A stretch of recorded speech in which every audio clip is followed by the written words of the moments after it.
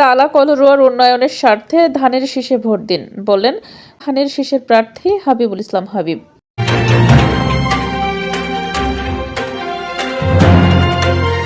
আসসালামু আলাইকুম দর্শক, সকলকে আমন্ত্রণ জানাচ্ছি বিবিআর নিউজে। স্টাফ রিপোর্টার মীর মিল্টনের পাঠানো তথ্যচিত্রে বিস্তারিত দেখুন। সাতক্ষীরার তালায় বৃহস্পতিবার 5 ফেব্রুয়ারি 2026 বিকাল 3টায় 4 নম্বর কুমিরা ইউনিয়ন বিএনপির আয়োজনে বৃহস্পতিবার বিকেলে কুমিরা বহুমুখী উচ্চ মাধ্যমিক বিদ্যালয় মাঠে ত্রয়োদশ নির্বাচনী জনসভা অনুষ্ঠিত হয়। নির্বাচনী জনসভায় কোরআন তেলাওয়াত ও গীতা পাঠের মাধ্যমে ধর্মীয় সম্প্রীতির বার্তা দিয়ে সভার কার্যক্রম শুরু করা হয়। ইউনিয়ন বিএনপির সভাপতি এস.এম. আব্দুল মালেকের সভাপতিত্বে প্রধান অতিথি হিসেবে বক্তব্য রাখেন সাতক্ষীরা 1 তালা কলরোয়া আসনের সাবেক সংসদ সদস্য, কেন্দ্রীয় বিএনপির প্রকাশনা বিষয়ক সম্পাদক ও ধানের শীষের মনোনীত প্রার্থী মোহাম্মদ হাবিবুল ইসলাম হাবিব। আমাদের নেতা তারেক রহমান আগামী দিনের রাষ্ট্রনায়ক, তিনি যদি প্রধানমন্ত্রী হন, মধ্যবিত্ত নিম্নবিত্ত সবাই এই ফ্যামিলি কার্ডের আওতাভুক্ত হবে। এখানে কোনো নিয়ম হবে না। আমি থাকি যদি কি হবে বিশ্বাস করেন,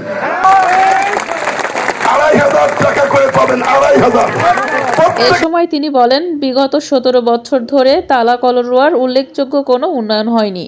মানুষ এখন উন্নয়ন চায়। যদি আপনারা উন্নয়ন না চান তাহলে যাকে ইচ্ছা তাকে ভোট দিন। যদি তালা কলরোয়ার উন্নয়ন চান তাহলে আগামী 12 ফেব্রুয়ারি সারাদিন ধানের শীষে ভোট দিন। তালা কলরোয়ার উন্নয়নের স্বার্থে ধানের শীষে ভোট দিয়ে আমাকে জয়যুক্ত করুন।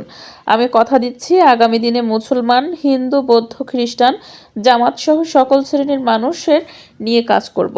নির্বাচনী জনসভায় কুমিরা ইউনিয়ন বিএনপি সাধারণ সম্পাদক অধ্যাপক রবিউল ইসলামের সঞ্চালনায় বিশেষ অতিথি হিসেবে বক্তব্য রাখেন তালা উপজেলা বিএনপির সাবেক সহসভাপতি গোলাম মোস্তফা, যুগ্ম সাধারণ সম্পাদক অধ্যাপক মোশাররফ হোসেন, নগরঘাটা সাবেক ইউনিয়ন পরিষদের চেয়ারম্যান মহব্বত আলী সর্দার, ধানদিয়া ইউনিয়ন পরিষদের চেয়ারম্যান জাহাঙ্গীর হোসেন, উপজেলা যুবদলের সাবেক সাধারণ সম্পাদক হাফিজুর রহমান, পাটকেলঘাটা থানা ছাত্র দলের সভাপতি রিজবি আহমেদ, তালা উপজেলা শ্রমিক দলের সদস্য সচিব সামারুল ইসলাম মিলন, কুমিরা ইউনিয়ন যুবদলের আহ্বায়ক সেলিম, সদস্য সচিব মন্টু, কুমিরা ইউনিয়ন ছাত্র দলের সভাপতি মারুফ সহ বিভিন্ন অঙ্গ সংগঠনের নেতৃবৃন্দ উপস্থিত ছিলেন। সভায় স্থানীয় বিএনপি ও অঙ্গ সংগঠনের নেতাকর্মীরা ব্যাপক উপস্থিতি ছিল। সভাস্থলে দলীয় পতাকা, ব্যানার ও স্লোগানে মুখরিত হয়ে ওঠে পুরো এলাকা।